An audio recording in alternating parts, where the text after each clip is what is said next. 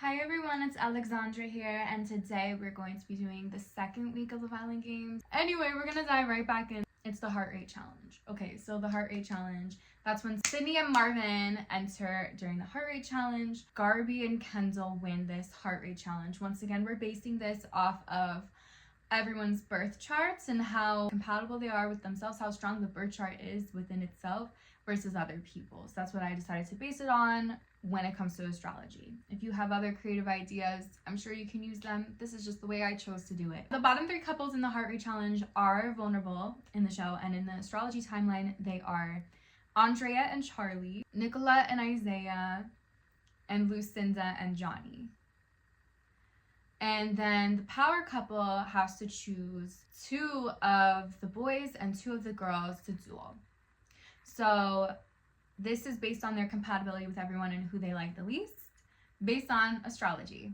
And that means they decide to make Andrea duel Lucinda and Charlie to duel Isaiah. Between the Andrea-Lucinda thing, Lucinda actually ends up winning, which is also, once again, based on birth chart and how compatible their birth charts are with themselves. And then we have Charlie versus Isaiah, and Charlie wins the duel with Isaiah.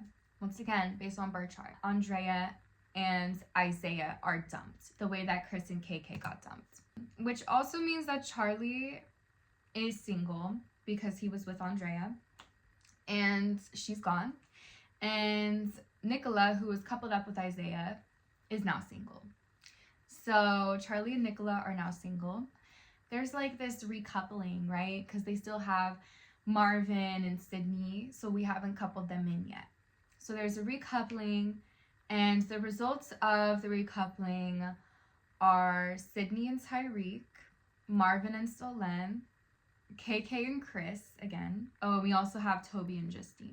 Everybody else who didn't get chosen was benched. Kendall's first choice was Justine. Johnny's first choice was Sydney. This is all based on astrology. I don't know, I have to keep saying that, but I don't. Charlie's first choice would have been Justine. Nicola's first choice would have been Johnny. Lucinda, Toby. So they all ended up being on the singles bench. Then after having to choose the next people to be with, it basically comes down to this, and we end up putting together Nicola with Johnny and Kendall and Gabby, and Charlie and Lucinda. And there's a challenge, right? I believe it's the little birdie challenge, big bird, little bird, whatever. Bird feeding, I don't know what they call it, something about a bird. Anyway, the results from the challenge of best to worst are, in first place is Kendall and Gabby, once again based on birth charts. They're still like the quote-unquote power couple. Then Toby and Justine, who are safe. KK and Chris. Then Charlie and Lucinda. Fifth is Marvin and Solen. Sixth is Tyreek and Sydney. And then in last would be Nicola and Johnny.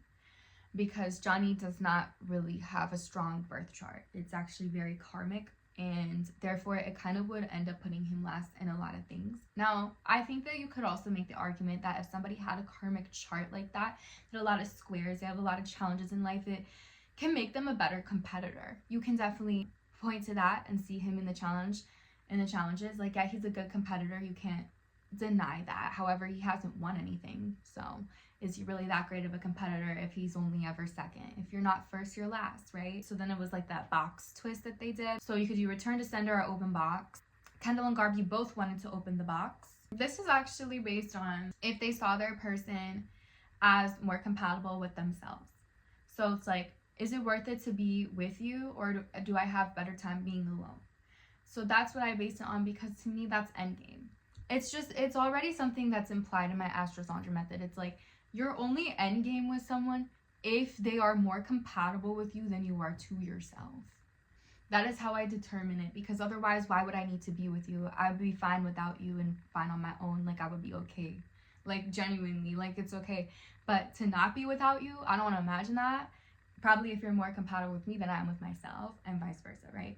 So it might not be reciprocated sometimes, but that is the basis of it for me. And it's like, if you saw someone as endgame, why the hell would you want to couple up with someone else, right? So that was my train of thought. There's the love part, and then there's the games part. And as I said in the first episode, the first video of this, like, I do think that the recoupling should be more love focused. And I think that the competitions and choosing who to fight and duel should be based on who you're least compatible with, who you see more as an enemy. With that being said, Kendall and Gabby, they both want to open the box. They are not each other's endgame. Toby and Justine. Toby does want to open the box, but Justine does not, which means that he's more compatible with her than she is to herself. KK and Chris. KK, yes, does want to open the box. However, Chris does not.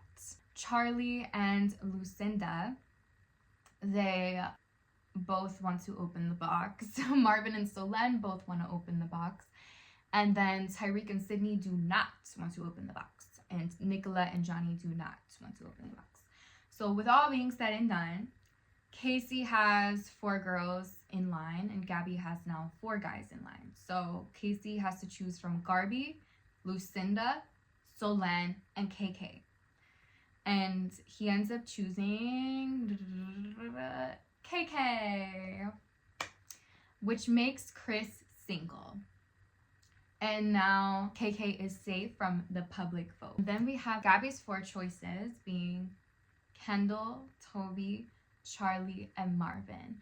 And based on astrology, she chooses Kendall. She is independently most compatible with him, which is from her perspective. So Gabby is now single and vulnerable while Kendall is safe. This is a big deal because in this version, Gabby was at the top and now she's in a single position. Kendall is safe and he's in a couple with Gabby now. Gabby's also the power couple now with Kendall. So now Gabby and Kendall have to choose 2 people to save.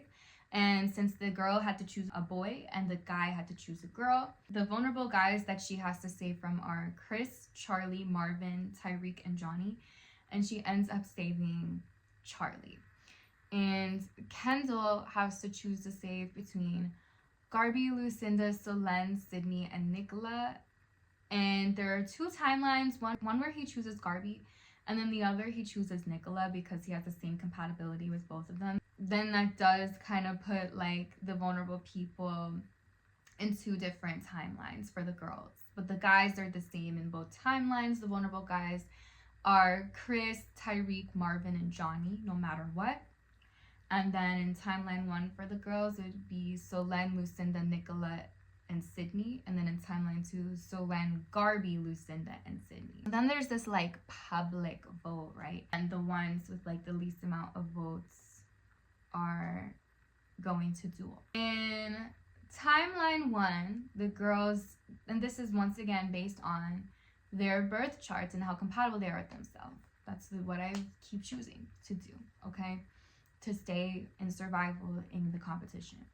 So in timeline 1, this would mean that it's Nicola versus Sydney because they'd be the bottom 2.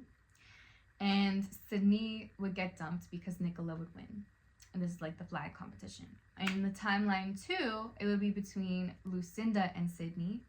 And Lucinda would win that one, so Sydney would still get dumped. So in both timelines now, Sydney gets dumped. So it kind of merges back into one timeline where it doesn't even matter anymore. Now we're back to one timeline because Kendall's saving whoever didn't change anything, if that makes sense.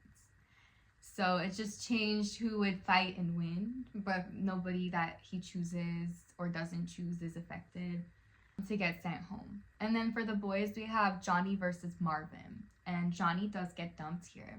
And the reason is because, once again, he has a karmic chart to himself.